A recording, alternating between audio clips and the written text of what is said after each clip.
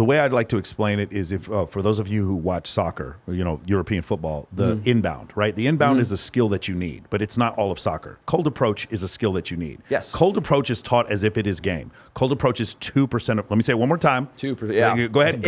Send the hate my way. Go ahead, send the hate my way. Cold approach is 2% of game. It is like, I'm really good at shooting free throws. Shooting free throws is not an NBA basketball team.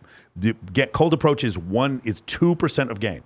Social circle, which includes social media, is 98% of game. If we want to talk about being attractive as a man, my ability to break rapport, my ability to connect with other people, my ability to lead a room, my ability to be charismatic, my ability to connect other people, my ability to take what I do and project it on social media to be ostentatious or not ostentatious, or to project a certain image on social media. These are actually the major parts of game. When I talk about the 3 things that pickup got wrong, number 1, the main thing was social media. They fucking completely missed the boat. Yes. Because I personally think this. I think a lot of pickup coaches knew their clients were weird and did not want their clients on social media exposing their weirdness. It's churn marketing. Keep exactly. them in the churn. The second thing I think they got wrong was logistics. I do not want to teach you how to meet women from your mom's basement. I want to teach you to start a 7-figure business so we leave your mom's basement. Get out there. And the third thing that was the female teammates. The teammates, having women introduce me to women, pre-selection. Like it's just one of these things where it's like, whenever I talk to pickup artists, they're like, let's remove the obstacle. That obstacle is the reason she's going to go home with you. The obstacle is the one who's driving. Obstacle is the way, right? She's driving the fucking car. There's no obstacle with me, bro.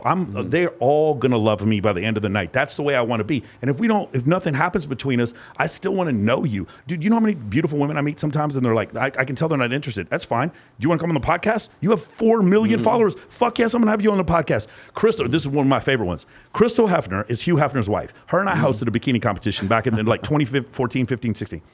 When we hosted the bikini competition, she would be like, we would text each other memes, funny memes. And she'd be like, hey, Michael, do you want to come to the Playboy Mansion for Midsummer Night's Dream? Fuck yes, I do. But pickup artists would be like, why didn't you game her? Hugh Hefner's wife, motherfucker. Yeah. Hugh Hefner's Just wife. say yes. Bro, Crystal, I love Crystal. Shout out to Crystal Hefner. She's here. There's a beautiful, wonderful, charitable woman, a fucking incredible woman. And she would invite me to the Playboy Mansion.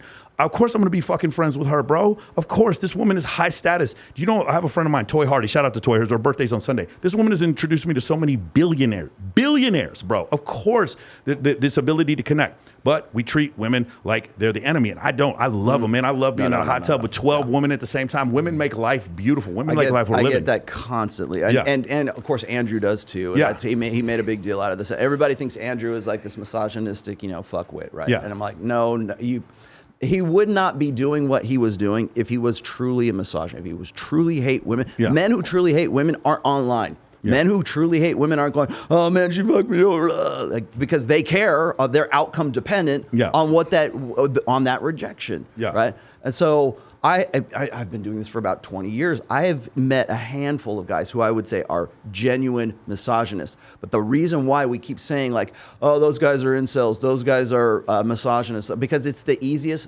20th century definition that we can give to a guy who women wouldn't want to fuck, right? And so when I get called a misogynist, it's usually because I'm connecting dots or I'm asking uncomfortable questions and that they think they don't have any counter argument to those things.